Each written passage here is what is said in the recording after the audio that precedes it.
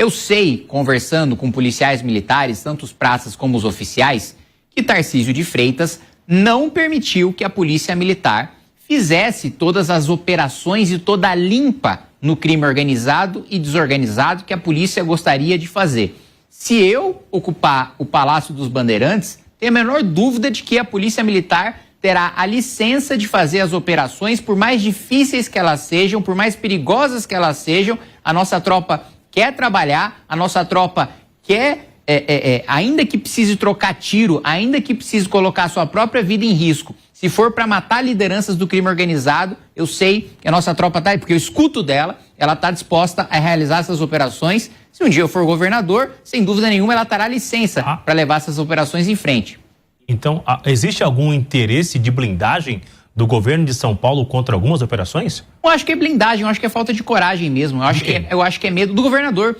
Do governador de sofrer críticas por parte da imprensa, por parte de ONGs de direitos humanos, por parte de partidos de esquerda. O governador tem muito medo, né, de receber essas críticas, que eu não tenho nenhum receio, eu estou muito acostumado, desde a época do impeachment, quando não tinha mandato, até agora. Eu acho que se existe um consenso até com os meus adversários, é que eu não tenho receio de ingressar em polêmicas, eu não tenho receio de levar rejeição por aquilo que eu acredito, de perder votos, de perder apoio, de ser atacado. O que me importa é, primeiro, transformar o Brasil num país sério, e isso inclui, evidentemente, o estado de São Paulo, e deixar o meu legado histórico, e o legado histórico não se importa com as críticas efêmeras que podem acontecer. Então, existe esse aspecto de divergência e também de valorização, né? Eu acho que precisa ser dito.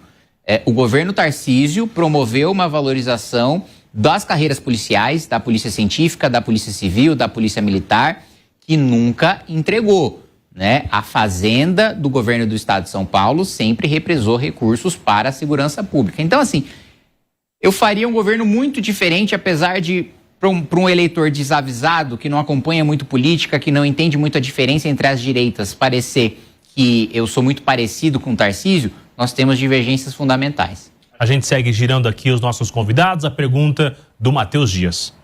Deputado, vou tomar liberdade para voltar um pouquinho na questão da mudança partidária, mas não apenas no partido que o senhor está agora, mas no partido que o senhor estava. Hoje, o deputado Mendonça Filho, ele pediu, né, fez um pedido para que haja, então, a separação do União Brasil e do PP, junção essa que ele acredita que não deu certo. Nem Antônio Rueda, nem Ciro Nogueira se posicionaram sobre isso, mas o senhor que estava lá dentro consegue dizer: há um entrave, há essa rusga entre os dois partidos? Existe, né? Porque existe digamos assim, um conflito entre chapas, né? Em alguns estados o PP é mais forte, em alguns estados a União é mais forte, e sempre a ala que sai prejudicada nessas chapas, ela vai brigar, né? Isso é natural, e ainda mais em dois partidos que não têm ideologia, que não têm projeto próprio, né?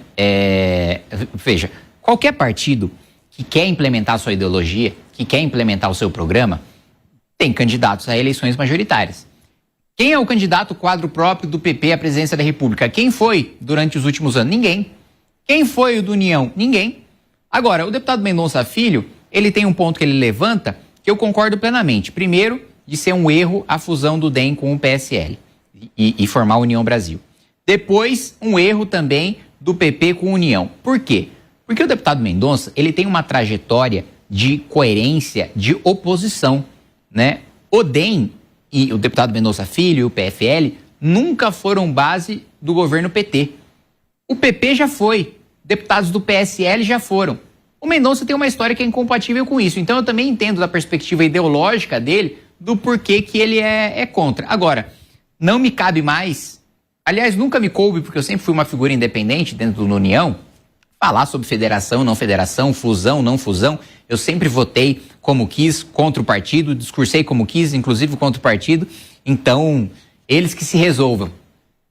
A gente segue aqui girando. Eu quero só fazer um foco para uma outra área que o senhor também tem acompanhado muito, deputado, que é a CPMI do INSS, chegando ao fim agora no dia 26 de março. O senhor ainda como suplente tem atuado muito lá dentro dessa investigação que agora começa a ganhar um espaço, a história também do Banco Master. Chegando na reta final, a CPMI atingiu o seu objetivo? Olha, acho que primeiro, em relação ao INSS, nós prendemos o principal elo desse escândalo, que é o Careca, né? E tudo indica que por causa dessa prisão e dele não aguentar mais essa prisão, ele também não aguentar o fato de que a gente foi para cima da lavagem de dinheiro promovida pela sua esposa e pelo seu filho, ele negocia essa delação premiada, né? Ao mesmo tempo, acho que a gente deu respaldo e força para a Polícia Federal ir para cima de um escândalo cheio de interesses políticos, né? O senador Everton Rocha, do PT do Maranhão, vice-líder do governo Lula, foi o primeiro citado nas investigações, inclusive foi um furo da Jovem Pan que eu repliquei e que fui processado no Supremo Tribunal Federal por isso, né? Era uma reportagem que eu fiz o levantamento, então era nossa a reportagem. Eu me lembro, eu vi o seu rosto, inclusive, por ter visto a sua reportagem, que me pediram minha prisão no Supremo, mas não é culpa sua, é culpa do senador Everton. O meu caso está em julgamento agora no plenário, em julgamento virtual. Ele é um senador poderoso, né, articulado no Maranhão, comprou uma fazenda de 15 milhões de reais incompatível com seu patrimônio, saiu agora recentemente notícia de que a dona do jatinho que ele usa recebeu R$1 milhão do Careca, de que o Careca pagava a manutenção do seu jatinho. Então, ele é um sujeito influente no Senado e que estava utilizando ali as suas forças para tentar frear os avanços da investigação. A CPMI, e aí no caso específico do senador Everton Rocha, eu preciso ressaltar o meu papel em expor essa questão e permitir que o senador estivesse nessa posição de fragilidade que ele está agora em relação às investigações. Então, acho que, primeiro, eu preciso parabenizar o trabalho, especialmente do relator, o deputado Alfredo Gaspar, que fez, de fato, assim, com a sua experiência de Ministério Público, de promotor de justiça, um trabalho excelente em levantar os principais envolvidos, em pedir as quebras corretas, em pedir as convocações corretas e de prender o principal elo, porque o Careca está para o escândalo do INSS, o que o Alberto Youssef estava para o Petrolão. Quando o Youssef abriu a boca, delatou o Lula, delatou a Dilma, aí caiu a República. Na época, os principais atores políticos do Brasil, né, foram citados, tiveram quebras, busca e apreensão, muitos deles foram presos. Da mesma maneira, eu acho que o principal elo nós conseguimos prender e esse principal elo que vai abrir a boca em relação ao núcleo político. Agora a gente entra nesse final em expor uma coisa muito importante, que são os ministros do Supremo e a elite do Planalto e também do Congresso Nacional envolvida no escândalo do Banco Master. Nessa semana eu devo entrar, ainda não entrei, na sala cofre com todos os dados do celular do Vorcaro. A gente só teve acesso a 0,25%, que eu fiquei até a madrugada analisando e que já foram suficientes para a gente ver da relação próxima do Vorcaro com o senador Ciro Nogueira e com o ministro Alexandre de Moraes, especialmente, os dois são os mais citados ali nas mensagens. Imagino o que deve ter em todo o resto, né, do celular do Vorcaro. Inclusive, li a notícia recentemente de que certas imagens, digamos assim, proibidas, para mim o que eu quero saber são relações promíscuas de outra natureza, no sentido figurado, no sentido de corrupção de colarinho branco e não no sentido literal. Esse escândalo já é muito maior do que os anteriores que já assistimos na República? Esse é um escândalo, o do Banco Master, você diz, do INSS? Ambos, né? Um ligado ao outro. Eu acho que o do Banco Master tem o potencial para ser um dos maiores, até pela quantidade de dinheiro que envolve. A gente está falando de pelo menos o que se sabe até agora, entre 50 e 60 bilhões de reais.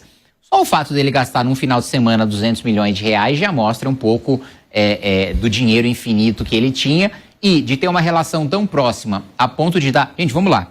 A esposa do Alexandre de Moraes tinha um contrato de 129 milhões de reais, que ele ficou em silêncio durante muito tempo. Ela também, no final, tiveram que admitir, porque ficou insustentável. A gente tinha prova demais para eles negarem.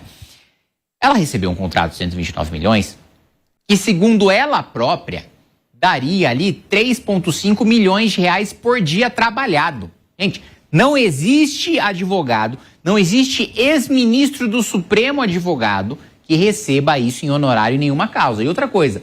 Ela disse que recebeu isso também porque ela fez o compliance, ela escreveu o código de ética do Banco Master. Então, primeiro, assim, ela tinha que ter sido demitida. Porque se o compliance que permitiu o maior escândalo do sistema financeiro da história do Brasil foi escrito por ela é a pior advogada do universo, né? Se bobear até mais, se a gente for além da Via Láctea, não deve encontrar advogado pior do que ela. E aí... Quando você vai ver uma apresentação de PowerPoint, é uma coisa bem patética, assim, o código de ética ali do Banco Master, se foi ela que fez aquilo, assim, precisa se aposentar imediatamente, porque, sem dúvida, ela é dotada, assim, de uma velocidade maior do que a inteligência pode acompanhá-la. E Se um banqueiro tinha a capacidade de comprar influências de um ministro do Supremo com mais de 100 milhões de reais por meio da sua mulher, isso já demonstra que se desenha aí um escândalo maior do que o Petrolão. Gostou do vídeo? Para mais vídeos como esse, se inscreva no canal Radar da Onça, deixe o like, comente abaixo o que achou e compartilhe com seus amigos. Te vejo no próximo vídeo.